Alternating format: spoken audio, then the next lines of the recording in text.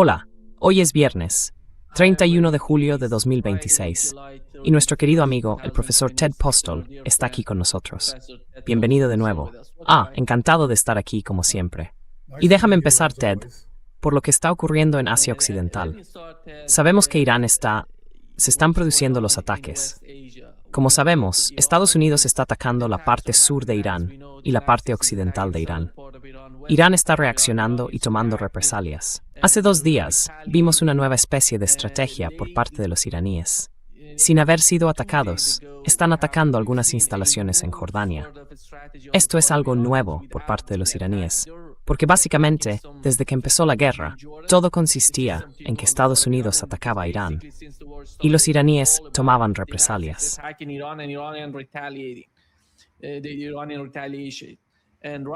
La represalia iraní. Y ahora mismo vemos que Irán se está adelantando de algún modo con estos ataques. Y uno de los principales medios en manos de los iraníes son estos misiles que están utilizando, drones y misiles, una combinación de ambos. ¿Y qué sabemos? Sé que tiene información sobre los misiles iraníes que quiere compartir con nosotros. ¿Qué sabemos de esos misiles a medida que pasa el tiempo? Y para verse, Drum dicho hoy, que la guerra continuará antinueva, quizás que ella está ya a terminar pronto. Pues cuéntanos qué hay de nuevo. Go ahead and let us know what is new. I think the attacks Creo que los ataques contra Jordania, contra las bases militares estadounidenses en Jordania, no tienen como objetivo atacar a Jordania. Buscan atacar al ejército estadounidense. Estados Unidos no tiene más remedio que retirar sus aviones del Golfo Pérsico, porque son muy vulnerables en las propias bases militares del Golfo Pérsico. Y las bases aéreas jordanas han sido uno de los lugares a los que están intentando replegar esos aviones. Así que, naturalmente, son un objetivo de alto valor en el que centrarse para los iraníes. Y por supuesto porque cuentan con un reconocimiento por satélite bastante bueno y creo probablemente también con reconocimiento mediante drones. and I think probably drone reconnaissance as well. They are able to Son capaces de identificar en las bases jordanas ubicaciones que son objetivos, es decir, las llamaré puntos de impacto, donde pueden esperar causar daños significativos a las capacidades estadounidenses, incluida la potencia aérea de Estados Unidos.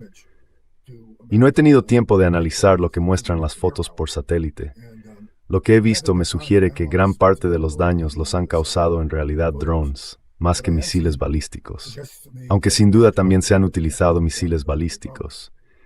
Y mi impresión es, y como mostraré, que los daños causados por estos pueden ser bastante mayores que los causados por los drones. Aunque los drones son más que suficientes, porque si alcanzas con un dron un refugio para aeronaves, y dentro hay aeronaves frágiles, vas a dañar o destruir esas aeronaves. you're going to damage or destroy the aircraft. And if you damage a lot of these aircraft, they're basically gone. I mean, Y si dañas muchos de estos aviones, básicamente quedan inutilizados. Quiero decir, quizá puedan repararse, pero llevaría meses. Estos aviones, especialmente algo como un F-35, llevan todos esos revestimientos para el sigilo. No puedes causar daños leves a uno de estos aparatos y seguir utilizándolo. Si le causas daños leves, dejará de poder volar. Así que en esencia se pierde como recurso estadounidense de ataque. Por tanto, parece que han causado daños importantes en Jordania. Y espero que el nivel de daños aumente significativamente con el tiempo. Sí. increase significantly over time. The Iranian, there's a lot of foolish what's new? There's a lot of foolish statements coming out of American leadership. Salen muchas declaraciones insensatas de los dirigentes estadounidenses. Este general, el almirante Cooper, creo que es el número 2 del mando de Oriente Medio, dijo, creo que hace apenas unos días, que hablaba de iniciar otra campaña de bombardeos de 2 semanas para, ya saben, detener el uso de todos estos drones y misiles balísticos contra objetivos estadounidenses. Pero es una declaración absurda, porque la primera pregunta es, dado que tuvimos esta campaña inicial tan dramática, tan enorme contra Irán, ¿por qué no lo hicimos entonces? La razón es sencilla, no podemos alcanzar esas instalaciones. Las instalaciones militares están bajo tierra, Y no solo están bajo tierra, algunas por supuesto están a mucha profundidad y no hay forma de llegar a algunas de esas instalaciones, probablemente ni siquiera con un arma nuclear.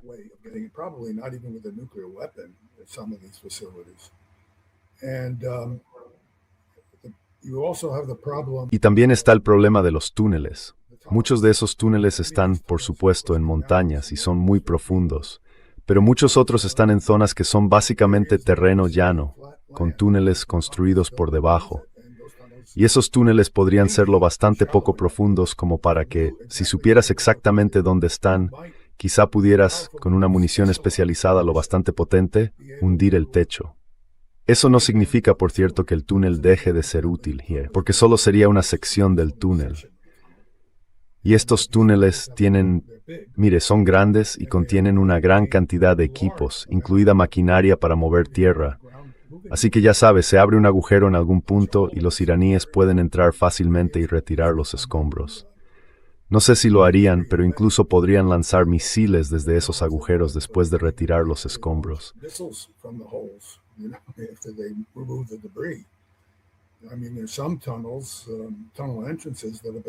Quiero decir, hay algunas entradas de túneles que han sido atacadas decenas de veces, y los iraníes han seguido lanzando misiles desde esas entradas. Llegas con un arma, dañas, quizá incluso gravemente, la entrada del túnel. Los iraníes tienen maquinaria para mover tierra. Evidentemente, construyeron estos túneles, que son enormes logros de ingeniería, y tienen equipos para retirar tierra y escombros. Así que despejan los escombros, quizá en unas pocas horas o incluso menos. No puedes estar allí todo el tiempo porque ya sabes, los aviones tienen un tiempo limitado sobre la zona, tienen limitaciones de combustible y tampoco pueden quedarse merodeando y esperando porque se convierten en objetivos muy atractivos para las defensas antiaéreas.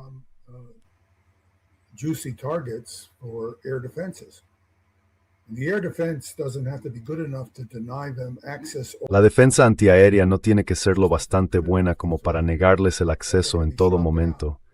Solo tiene que ser lo bastante buena como para amenazar con que podrían derribarlos en cualquier momento. Así que no puedes quedarte ahí sin más, desafiando a los iraníes. Tienes que entrar, aprovechar la cobertura que puedas obtener de la guerra electrónica y de la sorpresa, y salir. No puedes quedarte allí dando vueltas o merodeando. Estás pidiendo que te disparen y te derriben. Así que los iraníes tienen capacidad de defensa antiaérea suficiente, y no es insignificante como para negar a los estadounidenses cualquier posibilidad de merodear. Aunque no me sorprendería, no tengo datos al respecto, que los aviones no tengan combustible para permanecer merodeando.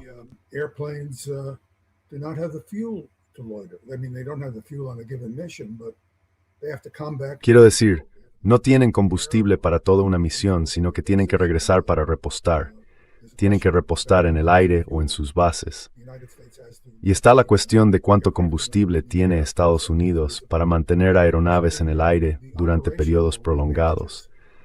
Así que las ventajas operativas que tienen los iraníes frente a los estadounidenses son muy considerables. Y resulta extremadamente desfavorable para los estadounidenses impedir los lanzamientos iraníes, porque no pueden estar allí todo el tiempo. Es así de simple. Y tienen muchos aviones, pero no son tantos en relación con el tiempo de cobertura que se necesita. Por tanto, no veo ninguna forma práctica de impedir que los iraníes sigan lanzando misiles balísticos.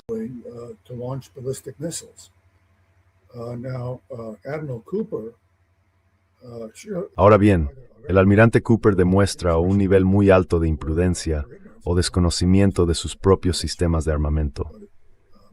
No sé cuál de las dos cosas, pero una de las exigencias para un oficial, para cualquier oficial, con independencia del nivel de mando que tenga, es la capacidad de comprender las capacidades de sus propias fuerzas, así como las del adversario. Casualmente he estado leyendo sobre el Constitution estadounidense.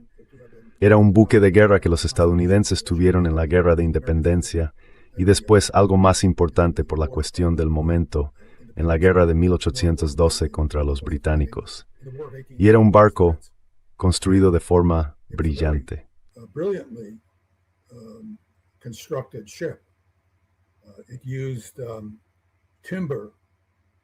Utilizaba madera de Estados Unidos, seleccionada por su alta densidad. Los barcos británicos se construían con la madera disponible para Gran Bretaña, de muy alta calidad, pero era abeto de Douglas procedente de los estados bálticos. En cambio, los estadounidenses obtenían madera de mucha mayor calidad y densidad en Estados Unidos, en Virginia. Y al construir el barco de forma muy inteligente, con capas de distintos tipos de madera, encontró que los cañones británicos de 16 libras no podían penetrar el casco de la Constitution a determinadas distancias. Could not penetrate the hull at certain ranges of the Constitution. Now, the officer in command El oficial al mando de la Constitution entendía esto. Eso forma parte de conocer tus propios sistemas de armamento. Así que permitía que los británicos se acercaran hasta una distancia desde la que podían atacar a la Constitution, pero no tenían suficiente potencia de fuego. Sus cañones no podían penetrar el casco y causar daños. En cambio, sus cañones, que eran de 24 libras, sí podían dañar los barcos británicos desde esa misma distancia. Y les estaba causando daños horrendos a los británicos, simplemente dejando que se acercaran hasta una distancia concreta desde la que podían disparar. Los atrajo, y luego les infligió daños enormes, gracias a esa ventaja concreta. Entonces, ¿por qué el almirante Cooper no entiende esto sobre sus propios sistemas de armamento? Cooper understand this about his own weapon systems? I mean, this is, of course, a historic situation. Quiero decir, esta es por supuesto una situación histórica, de cientos de años. Pero se supone que un oficial general debe tener un conocimiento general de las capacidades militares. Por eso, se les asciende a ese rango. Porque si eres un oficial de rango inferior y solo tienes experiencia al mando de una brigada, por ejemplo, o de una división, no tienes la enorme experiencia que se supone que debe tener un oficial general para comprender toda la gama de capacidades y limitaciones de tus fuerzas en comparación con las de tu adversario. Por eso los oficiales tienen que ir ascendiendo. Si se trata de unas fuerzas armadas bien formadas, esos oficiales ascienden desde rangos muy bajos. Y no es simplemente porque sea una especie de sistema de novatadas.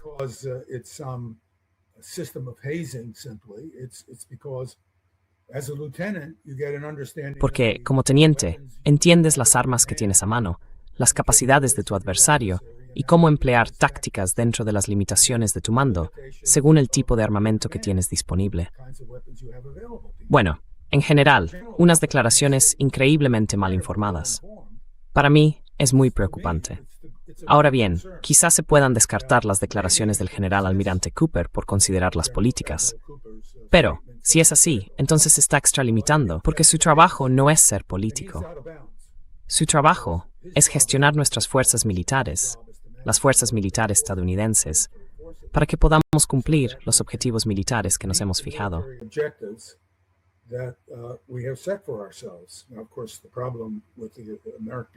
Por supuesto, el problema de la estrategia estadounidense en este momento es que no tenemos ninguna estrategia. Atacamos a Irán sin una estrategia. Iniciamos una guerra que cualquiera que hubiera evaluado cuidadosamente la situación desde una perspectiva militar habría dicho de inmediato que no podemos ganar.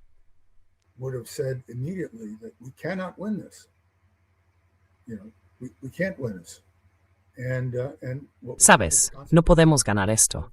Y lo que estamos viendo es la consecuencia de decisiones extraordinariamente mal meditadas e ignorantes. Ignorantes en lo militar. Estés en contra de Irán o a favor de Irán, en contra de Estados Unidos o a favor de Estados Unidos. Hay una ecuación militar que ambas partes tienen que considerar. E Irán ha hecho una aplicación brillante de la tecnología militar disponible.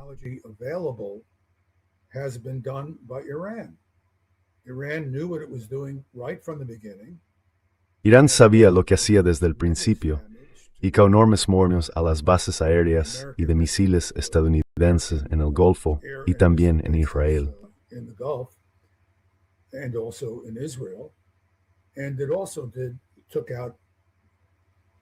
Y también eliminó la mayor parte de los sistemas de radar de defensa aérea y antimisiles, lo que dejó a Estados Unidos completamente expuesto, incluso sin alerta temprana. En otras palabras, las defensas antimisiles no han funcionado bien desde el principio. Esto es un fraude gigantesco contra el pueblo estadounidense. Y también es un fraude contra nuestros propios militares, si estas personas realmente creen que esas defensas antimisiles funcionan.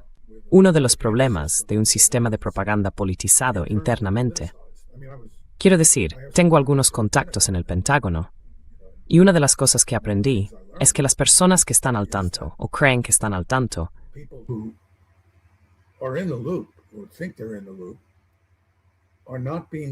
no les dicen que el Patriot no es un sistema antimisiles balísticos operativo.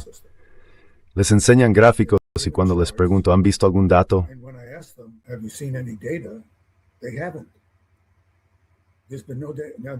no lo han hecho. No ha habido datos. Esto fue lo que ocurrió en la Guerra del Golfo de 1991. En aquella guerra, nuestro propio ejército no sabía que el sistema no estaba funcionando. Había ciertas personas que sí lo sabían. El contratista lo sabía. Voy a hacer aquí una digresión solo para mostrarles lo que el contratista le hizo a Estados Unidos, a nuestra propia gente. ¿Pueden poner la diapositiva 21 de mi presentación?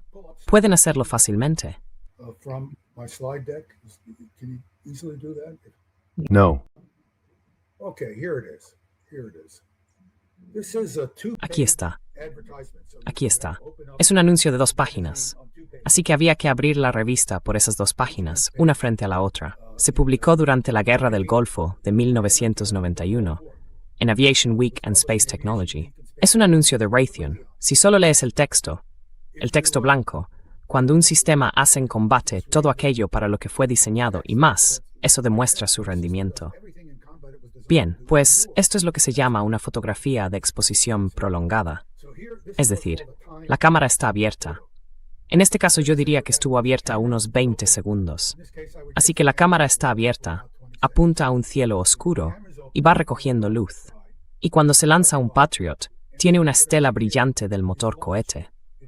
Como la cámara permanece abierta durante mucho tiempo, y si miras la estela en un momento concreto, la ves como un punto de luz brillante.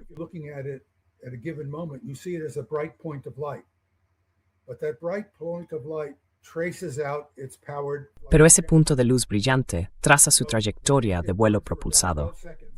El Patriot arde durante unos 12 segundos, así que lo que se ve, esas 2 líneas que ascienden desde el suelo, son los perfiles de vuelo propulsado de los Patriot hasta aproximadamente los 12 segundos durante los que la apertura estuvo abierta. Después, arriba a la izquierda, se ven 2 puntos brillantes. Esos puntos brillantes son las explosiones de las ojivas de los Patriot. Es decir, se lanzaron 2 Patriot. Un Patriot explota primero y luego explota el siguiente Patriot detrás de él. Y no hay ningún objetivo ahí. ¿Qué está ocurriendo? Bueno, también tenemos eso. También tenemos ese enfrentamiento en vídeo. Veamos la siguiente diapositiva. En la siguiente diapositiva vemos ambas detonaciones. Las 2 filas superiores son 2 diapositivas. Esto procede de una cámara de vídeo, así que lo estamos viendo en tiempo real.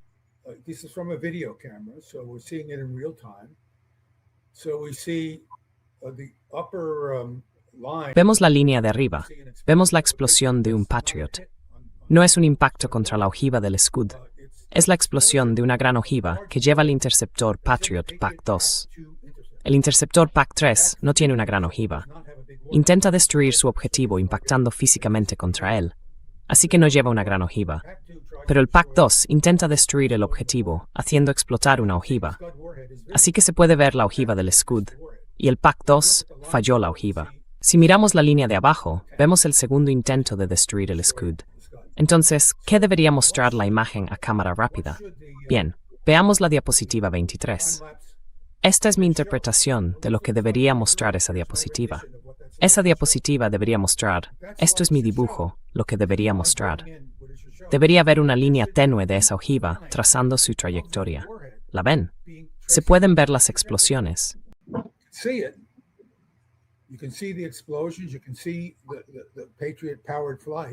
Se puede ver el vuelo propulsado del Patriot. Así que debería verse la trayectoria de la ojiva. A medida que la ojiva se mueve, es brillante. Es un punto de luz brillante que se desplaza por el campo de visión de la cámara. Y debería verse un rastro de por dónde pasó la ojiva. No se puede determinar dónde estaba en un momento concreto, pero se puede ver ese rastro. Alguien sabía lo que hacía y eliminó con aerógrafo la trayectoria de la ojiva de la fotografía, de las fotos tomadas a intervalos. Así que esto es un fraude a varios niveles. Sabemos que la ojiva llegó al suelo y explotó. Tenemos fotografías del cráter. No me voy a molestar en mostrarlas aquí, pero tenemos fotografías del cráter que dejó esta ojiva, donde cayó y explotó. Así que sabemos que llegó al suelo y explotó. Sabemos que hubo 2 intentos de los Patriot de impactarla, y fallaron.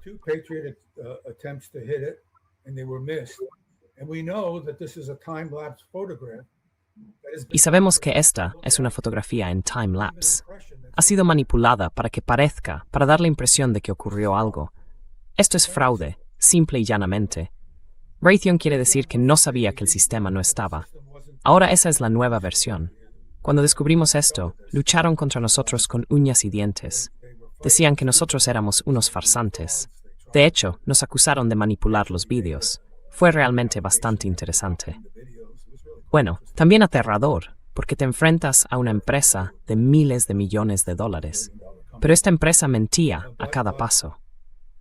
Ahora han cambiado la historia. Ahora, si miras la historia de la Guerra del Golfo del 91, dicen, bueno, creíamos que funcionaba, pero ya sabe, nos equivocamos.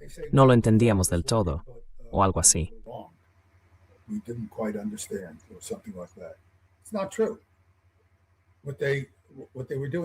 No es verdad.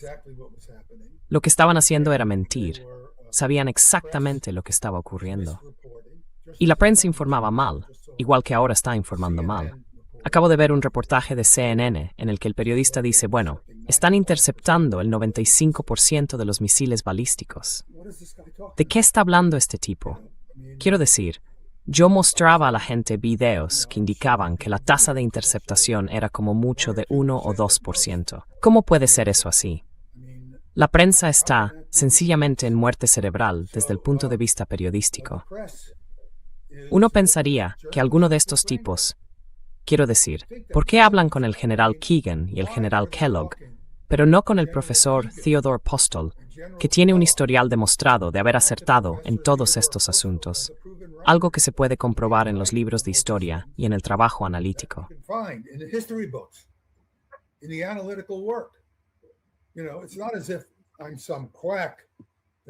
Saben, no es como si yo fuera algún charlatán que con el paso de los años haya demostrado no tener razón.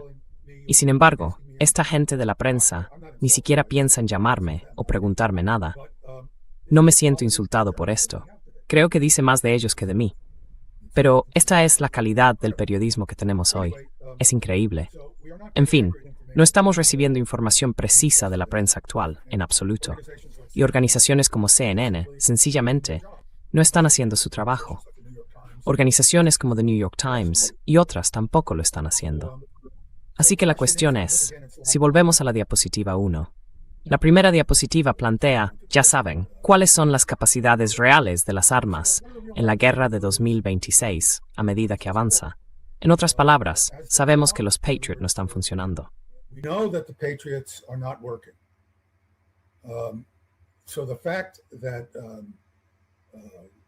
Así que el hecho de que Zelensky haya pedido 300 Patriot para Ucrania, incluso si se los diéramos, sería absurdo. No aportarían ninguna ayuda. Tampoco ayudarían a los israelíes, porque no pueden interceptar misiles balísticos, aunque sí pueden interceptar drones. La razón es que las velocidades de cruce frente a un dron son muy bajas, y un interceptor Patriot puede detectar fácilmente que está pasando junto al dron y dañarlo o alcanzarlo, porque el dron se mueve muy despacio. Sin embargo, con un misil balístico se cruzan a velocidades tan altas que el interceptor no puede ver el misil objetivo antes de tener que maniobrar. No tiene tiempo para maniobrar.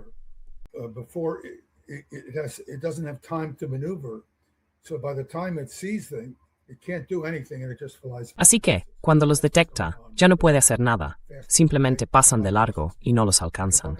Eso es lo que ocurre cuando la velocidad de cruce es muy alta. Puedo hablar de ello más tarde, si tenemos tiempo, o si a la gente le interesa.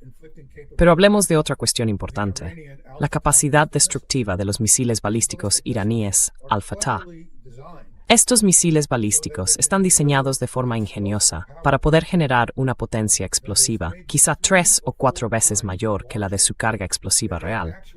Es decir, tienen una ojiva explosiva nominal de 500 kilogramos, pero en realidad producen los efectos explosivos de una ojiva de 2.000 o 2.500 kilogramos.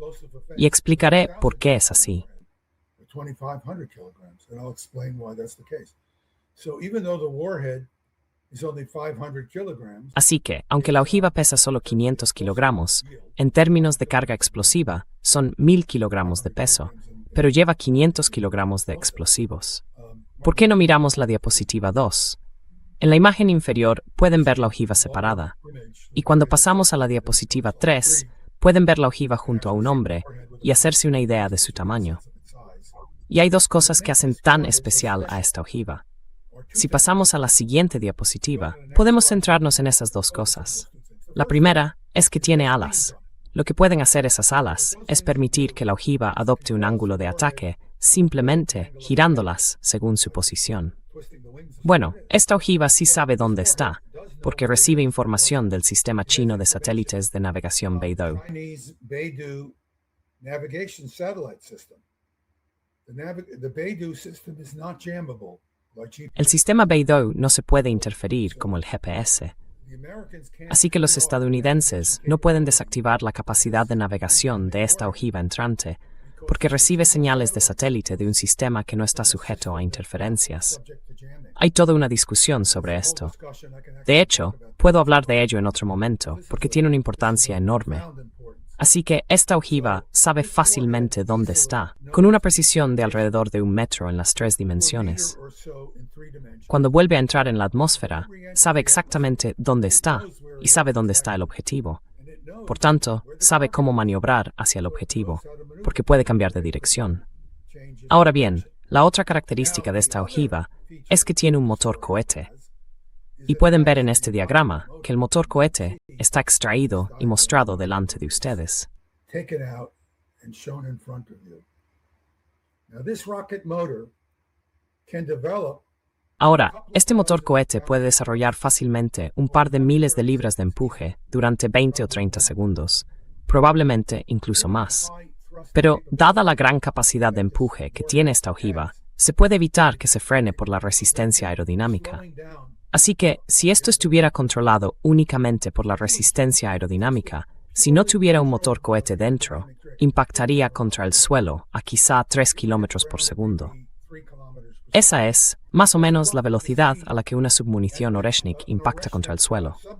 Ahora bien, una submunición Oreshnik, cuando impacta contra el suelo, llega tan rápido que su propia masa, incluso aunque no lleve explosivos, se aplasta tan deprisa que se vuelve como una alta. En otras palabras, la munición se aplasta tan rápido que alcanza una temperatura extremadamente alta. the munition gets crushed up so fast, it becomes super hot. All of the kinetic energy of its motion goes into crushing. Toda la energía cinética de su movimiento se emplea en triturar las partes no explosivas de la ojiva, y ésta se calienta hasta una temperatura de quizá 5.000 grados Kelvin. Bueno, eso está cerca de la temperatura de la superficie del Sol. Así que esta ojiva llega, interactúa con el suelo, y muy rápidamente se aplasta y se calienta muchísimo. Como está tan caliente, se desintegra de forma explosiva. Por tanto, actúa como una ojiva explosiva. Y es un poco diferente, porque su explosión es algo asimétrica. Así que quizá los cráteres sean un poco más profundos, pero no penetra en el suelo a grandes profundidades, como la gente supone erróneamente. Su efecto equivale al de su propio peso en explosivos de alta potencia, en TNT. Bien, ahora veamos la ojiva Alpha Tau. La ojiva Alpha Tau impacta contra el suelo a velocidades superiores a 4 kilómetros por segundo. Pasemos a la diapositiva 11. 4 kilometers per second. Let's just go to slide 11.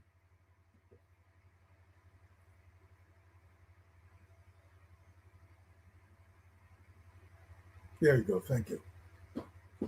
If you look at the left Ahí lo tienen. curve, Gracias. Si miran la curva más a la izquierda, el eje X, el eje horizontal, representa la velocidad en kilómetros por segundo. El eje Y representa la altitud. Veamos la curva azul. En la parte superior de esa curva está una altitud de 200 kilómetros.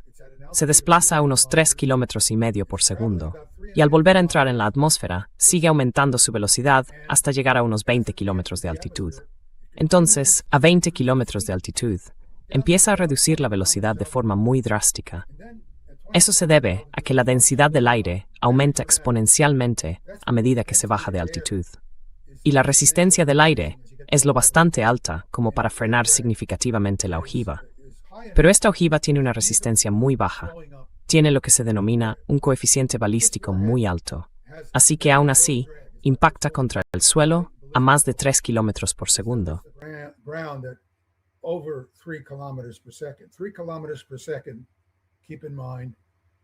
3 kilómetros por segundo, recordemos, es su equivalente en peso de TNT, solo por la energía cinética del impacto. Así que este artefacto podría impactar contra el suelo a 3,4 kilómetros por segundo, lo que ya va a hacer que, por unidad de peso, sea más explosivo que el TNT en términos de energía cinética. Pero, en cuanto observamos la curva verde, inmediatamente a la derecha, vemos que está acelerando a un ritmo mayor. La razón de que acelere más rápido es que en este cálculo, el motor cohete está encendido. Así que tengo el motor cohete encendido, y la resistencia aerodinámica es menor, porque el motor reduce lo que se llama la resistencia de base. Tenemos este cohete, y a medida que el aire fluye a su alrededor, hay una base y una zona de baja presión en esa base, y eso tiende a arrastrar, a provocar una mayor desaceleración de la ojiva.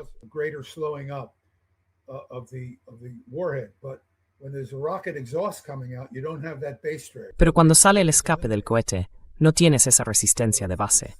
Así que esa resistencia de base se elimina. Por eso no desacelera tan rápido, porque esa resistencia ha desaparecido y además porque tiene empuje.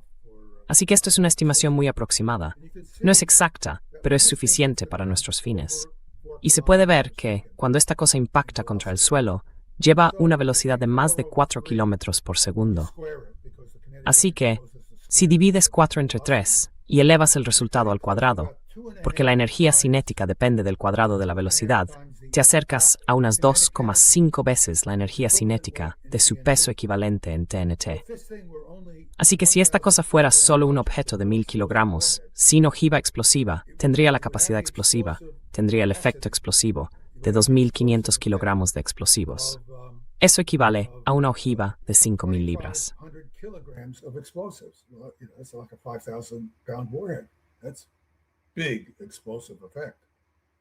Eso produce un efecto explosivo enorme. Así que si incluimos esos 500 kilos de material explosivo, la energía explosiva es aún mayor. Y de hecho, el explosivo químico hace más violenta la explosión cinética, porque cuando entra en el suelo como un objeto sólido, de repente detona, porque esa es la ojiva química. Así que ahora tienes una bola de fuego de material cinético en expansión, que se mueve a 4 kilómetros por segundo, justo por encima del suelo.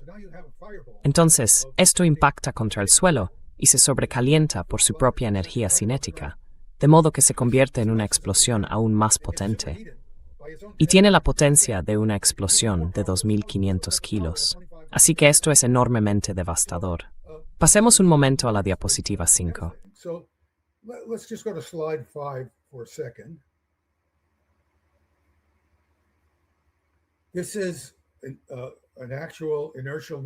Este es un sistema de navegación inercial real que se utiliza dentro de o algo parecido, se utiliza dentro de la ojiva.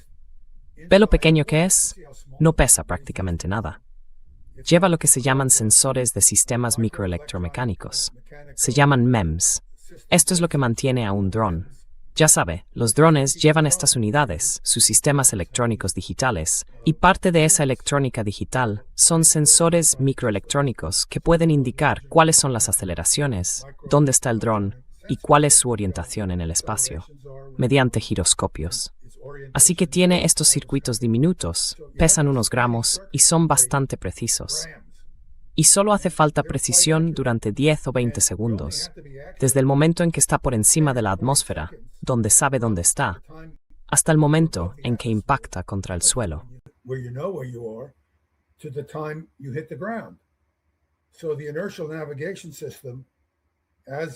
Así que el sistema de navegación inercial, a medida que las aletas y el motor del cohete me permiten cambiar la orientación del vehículo para maniobrar, dice, más o menos está bien, no hagas más, ya sabes, basta con mantener este ángulo de ataque.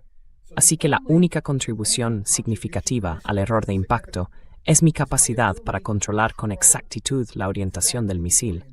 Y, ya sabes, es difícil. No hay forma de saberlo sin hacer pruebas. Pero una estimación razonable, basada en la experiencia con sistemas de control de misiles hipersónicos, es que quizá tengas un error de impacto de entre 10 y 20 metros en el objetivo.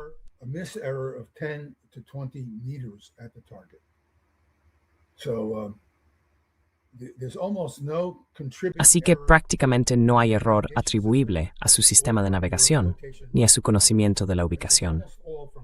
De acuerdo. Así que casi todo se debe a errores de control. Bueno, una precisión de 10 metros, cuando tienes una ojiva que va a producir, ya sabes, el efecto explosivo de 5.000 libras, no es nada. Así que, si vamos a la diapositiva 9, perdón por ir saltando de un lado a otro así, tenemos una curva que muestra el alcance de la explosión de este misil, de esta ojiva, suponiendo, veamos la curva roja. Abajo está la distancia en pies.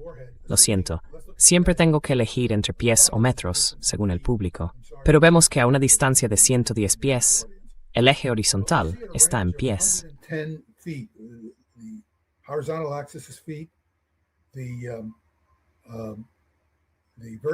El eje vertical representa la presión de la explosión, y si miramos la curva roja y el marcador de 40 libras por pulgada cuadrada, vemos que, a unos 110 pies, unos 30 metros, tenemos una presión de explosión de 40 libras por pulgada cuadrada.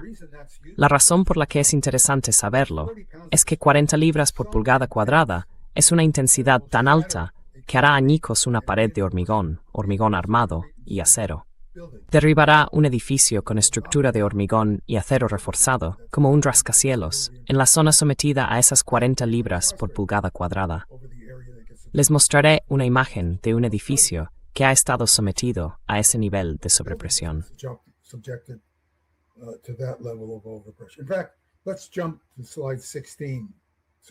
De hecho, pasemos a la diapositiva 16. Perdón por ir saltando de un lado a otro así, pero ya veis, está bien. Aquí tienen, este es el edificio federal Murrah, en Oklahoma City, que fue atacado en un atentado terrorista con bomba. Si miran el suelo, hay una especie de zona blanquecina debajo del edificio. Había una bomba en el suelo. Quizá era de 20.000 libras, o quizá de 10.000 kilogramos, pero no penetró en el edificio, como les mostraré que podría ocurrir. Pero eso es lo que le pasó al edificio. Es un edificio muy bien construido, de hormigón y acero. Y si pasan a la diapositiva 17, pueden ver de cerca el tipo de daños que esta sobrepresión de la explosión causó al edificio.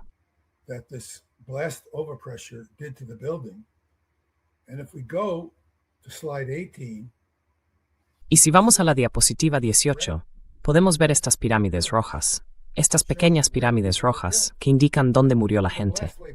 Así que la onda expansiva se propagó por esta estructura. Ahora imaginen que tenemos una ojiva de 5.000 libras atravesando el centro de la estructura. No por fuera de la estructura, sino entrando por el techo central de la estructura y explotando dentro. Así que los muros estructurales no se derrumban de fuera hacia adentro, se derrumban de dentro hacia afuera, salen despedidos y, por supuesto, están contenidos. Por tanto, el nivel de choque va a ser considerablemente mayor, de 2 a 3 veces, dentro de la propia estructura.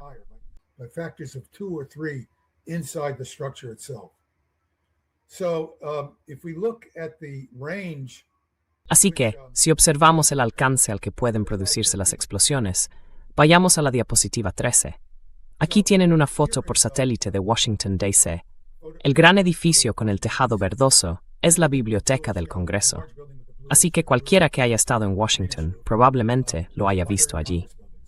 El edificio inmediatamente a la izquierda es el Capitolio, un edificio monumental, bastante gigantesco. Lo que he mostrado aquí es una manzana justo al lado de la Biblioteca del Congreso, con edificios normales, edificios grandes, muy bien construidos, pero no de estructura monumental.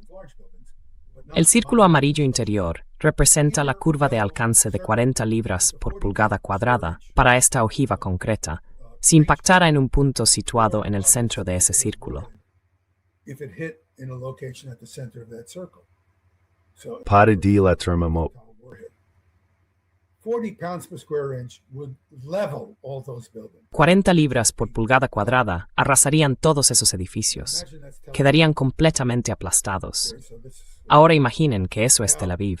the La siguiente curva, la de 10 libras por pulgada cuadrada, muestra edificios que sufrirían daños tan graves que por dentro se parecerían al interior de aquel edificio federal que les enseñé, porque los edificios no están tan bien construidos. Las paredes se hunden, pero puede que el edificio entero se derrumbe o puede que no. Sin embargo, todo lo que hay dentro queda destruido. Y también muere gente en los edificios por la onda expansiva que se propaga a través de la estructura. Este es el contorno de 10 libras por pulgada cuadrada. propagating through the structure. So that's the 10 pound per square inch contour. The 5 pound per square inch contour is where El contorno de 5 libras por pulgada cuadrada es donde cualquier edificio, ya sea una simple construcción de ladrillo o una sencilla estructura de madera, queda derribado. Así que, hasta ese contorno de 5 libras por pulgada cuadrada, básicamente estamos hablando de un terreno casi arrasado, casi todo. Y a 2 libras por pulgada cuadrada, en la curva exterior, estamos hablando de que las estancias y los apartamentos situados en el exterior, orientados hacia la zona de la explosión, sufren daños muy graves. Las ventanas saltan hacia adentro. Los tabiques interiores inmediatos, que no son muros de carga, también saltan hacia adentro. Es decir, daños muy graves. Estamos hablando de lo que en la Segunda Guerra Mundial se habría llamado una bomba devastadora. what in World War II would have been called a blockbuster. There were bombs, very big bombs that they were dropping. And Había bombas muy grandes que lanzaban y destruían toda una manzana de edificios. Eso es lo que es una bomba de gran potencia. Así que el Al-Fatah es una bomba de gran potencia. Pasemos ahora a la diapositiva 14. Bien, esto es una representación teórica. Ya saben aquí, supuse simplemente que impactaban 3 de estas ojivas Al-Fatah. Ahora bien, tengan presente que la precisión de este misil quizás sea de 20 o 30 metros, y ese es el tamaño del contorno de 40 psi. Así que si observan el de 40 psi, podría desplazarse 20 o 30 metros hacia arriba o hacia abajo, a la derecha o a la izquierda, porque ese es el límite de precisión, debido a problemas de control de la ojiva. Pero muestra que si quieren atacar estas zonas, pueden alcanzarlas. if they want to target these areas, they can hit them.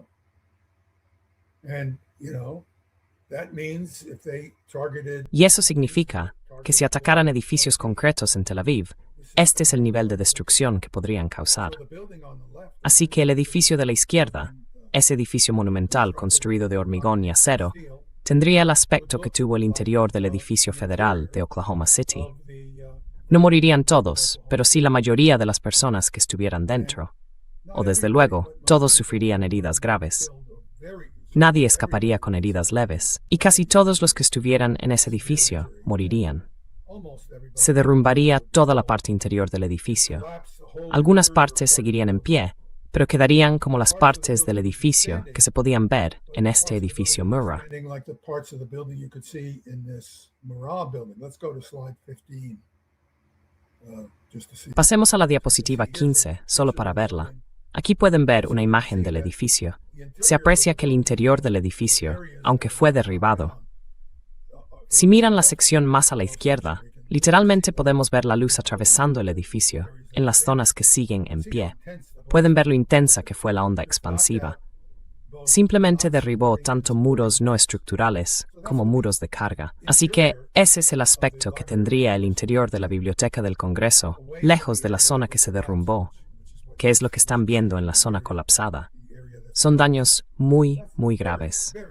Y si quieren ver cómo era una de estas ojivas cuando llegaban, pasemos a la diapositiva 6. Heads look like when they were arriving. Let's just jump to slide 6.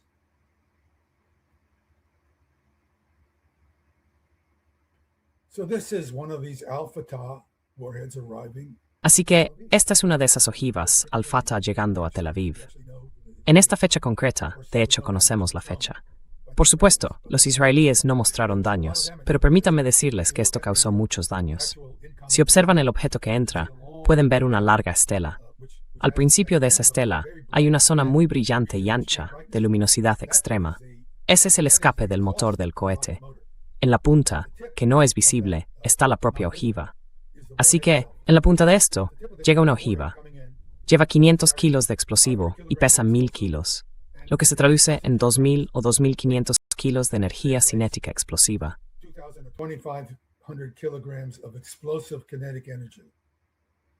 So we're talking about 2,500 kilograms. Así que estamos hablando de 2500 kilos de efecto explosivo. Miren la siguiente diapositiva. Como pueden ver, no es una explosión pequeña. Lo que están viendo es la luz, no están viendo la explosión. Están viendo la luz dispersada desde el cielo. Lo que ocurre es que hay una explosión. Es tan caliente que en este caso probablemente alcance casi los 6000 grados. El interior de la explosión probablemente se acerca a la temperatura de la superficie del Sol, simplemente porque se concentra muchísima energía cinética en un espacio pequeño. Esto dura solo un intervalo de tiempo muy breve, porque todo este material tan caliente se expande hacia afuera y produce una onda de choque.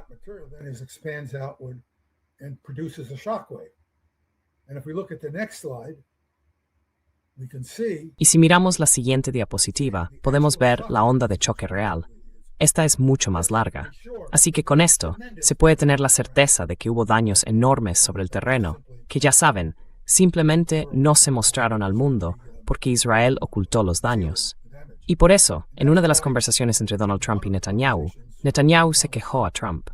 De hecho, dijo, y esto consta en acta, no nos preocupan tanto las capacidades nucleares de Irán como los misiles.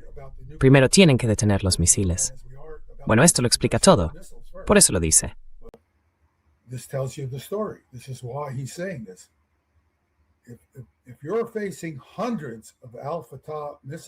Si te enfrentas a cientos de misiles Fatah cayendo sobre Tel Aviv, Haifa, Beersheba y otras ciudades importantes en un país pequeño que solo tiene unas pocas ciudades relevantes, solo tiene 9 millones de habitantes, estás hablando de la posible destrucción económica total del país.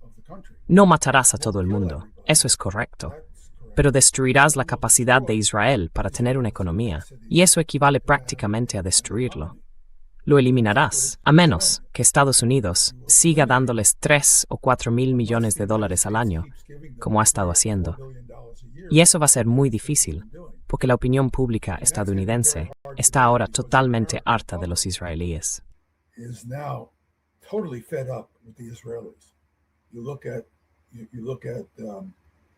Si miras, ya sabes, las encuestas sobre la actitud de los estadounidenses hacia los israelíes, el público estadounidense está absolutamente indignado por el comportamiento asesino de Israel, y el estadounidense medio no lo apoya.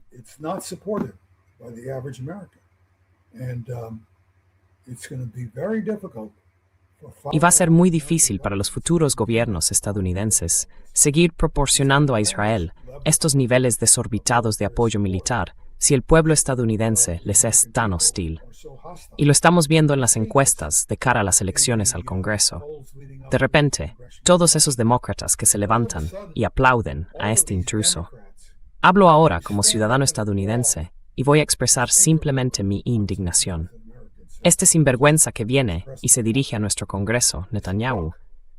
Estos representantes estadounidenses, gente a la que voté, levantándose y aplaudiendo a este criminal de guerra porque les da dinero a través de estos comités de acción política especializados estadounidenses.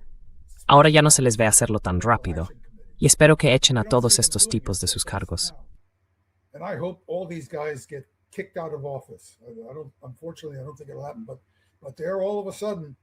Por desgracia, no creo que vaya a ocurrir, pero de repente ya no hablan con tanta contundencia de cómo van a, ya saben, Israel, Israel, Israel.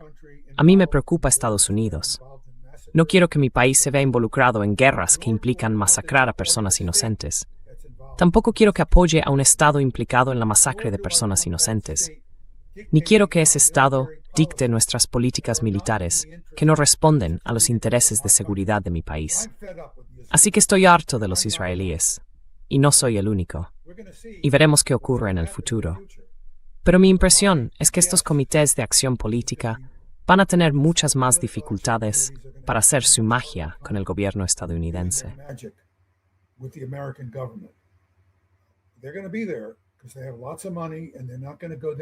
Van a estar ahí porque tienen mucho dinero y no van a rendirse sin luchar. Pero creo que se ha acabado el trato de favor a Israel. Y no sé qué acabará ocurriendo. Pero creo que los israelíes se van a enfrentar a una reacción extrema de la opinión pública estadounidense, expresada a través del voto. Y si no se expresa suficientemente en estas elecciones al Congreso, les aseguro que se expresará en las elecciones presidenciales posteriores. Y cualquier israelí, o, mejor dicho, voy a tener muchos amigos estadounidenses que dirán que están muy preocupados.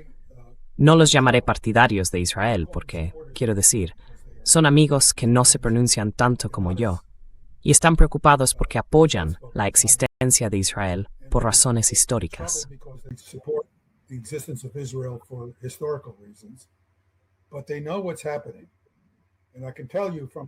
Pero saben lo que está pasando.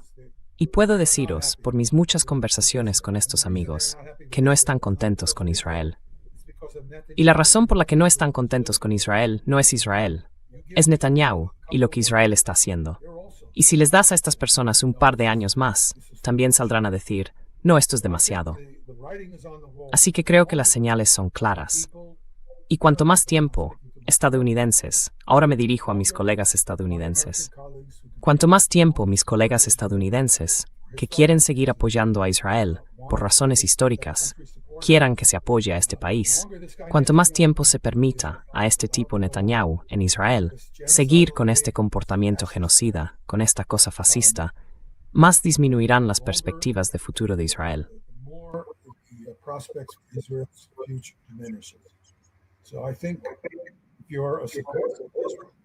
Así que creo que deberían hacer todo lo posible por controlar a este tipo, por reconducir a ese país en lo que respecta a detener estas atrocidades brutales e injustificables.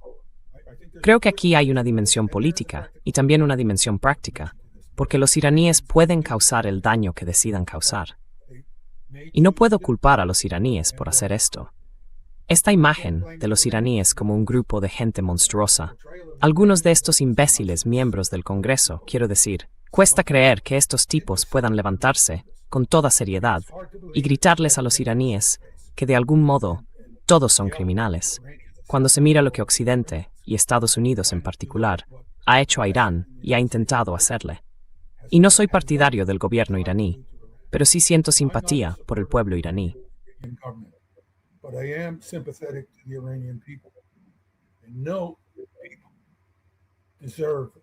Y ningún pueblo merece lo que le ha ocurrido a manos de Occidente a lo largo del tiempo. Y bueno, los iraníes están en esta situación porque nosotros, los estadounidenses, hemos perdido la guerra. Y la magnitud del daño causado a Israel y a otros lugares la vamos a determinar nosotros, no Irán. Porque Irán va a hacer lo que tenga que hacer. Irán se enfrenta a una amenaza existencial. Y han dejado claro lo que harán.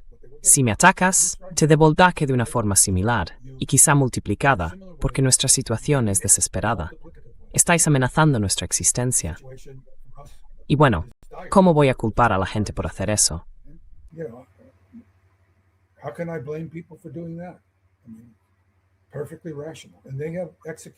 Quiero decir, han sido perfectamente racionales y han ejecutado su estrategia militar de forma abierta, y lo han hecho con contención.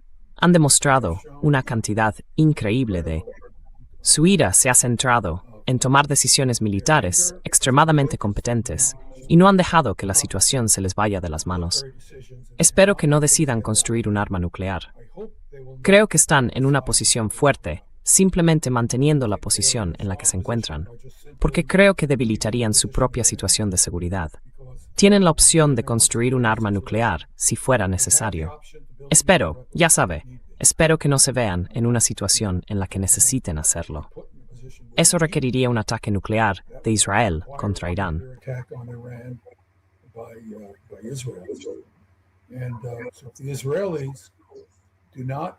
Y por tanto, Si los israelíes no atacan a Irán con armas nucleares, la mejor estrategia para Irán es mantener su actual postura nuclear.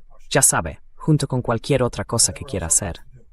Así que, si yo asesorara al gobierno iraní, diría, su estrategia convencional es excelente. Está bien ejecutada. No dejen que la venganza los ciegue. Limítense a seguir haciendo lo que están haciendo. Sean previsibles, en el sentido de, tú me haces esto, yo te haré aquello. Así disuaden al adversario, dejando claro que no le beneficia en absoluto hacer nada. Quieren destruir una de mis plantas desalinizadoras de agua porque son idiotas. Atacar esa planta desalinizadora es un crimen de guerra.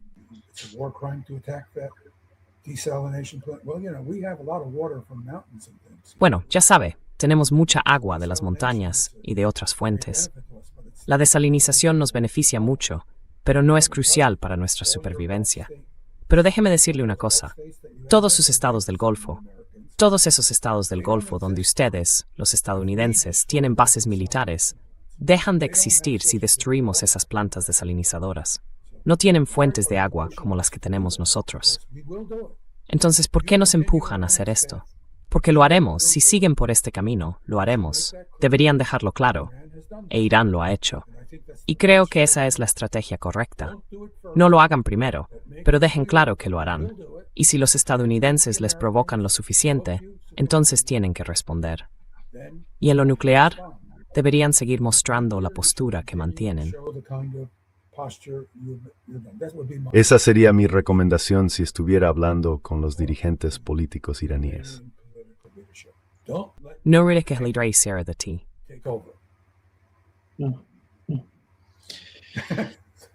Yeah. Yeah.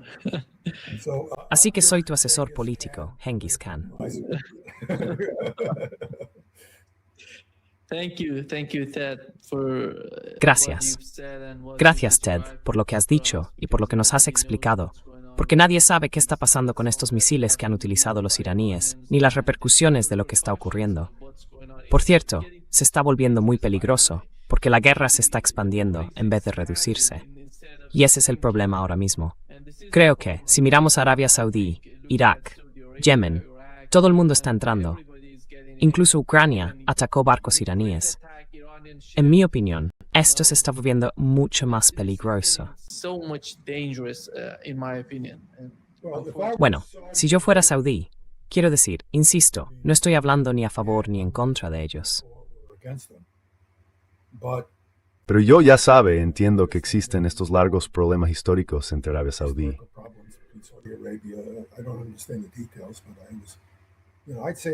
No entiendo los detalles, pero me diría a mí mismo, aquí soy extremadamente vulnerable. Y si quiero hacer lo que más conviene a mi interés nacional, quiero que los estadounidenses se vayan, y quiero llegar a un entendimiento con Irán. No tengo por qué. Quizá elija no ser amigo suyo. Pero ya saben, eso les corresponde resolverlo juntos a los saudíes y a los iraníes. Pero si yo fuera saudí, me diría, ha habido una caída del 5% en el PIB iraní en el último trimestre, creo, solo frente al PIB saudí. Saudí. Quiero decir, esta gente está en grave peligro y los estadounidenses no pueden defenderos. Estáis a merced de la buena voluntad de los iraníes. Y afortunadamente, en este momento los iraníes están tomando decisiones militares sensatas. Pero si les obligáis a ello, si los ponéis en una situación en la que tengan que elegir entre responder a una agresión y ser amables con vosotros, habéis hecho una apuesta muy malas.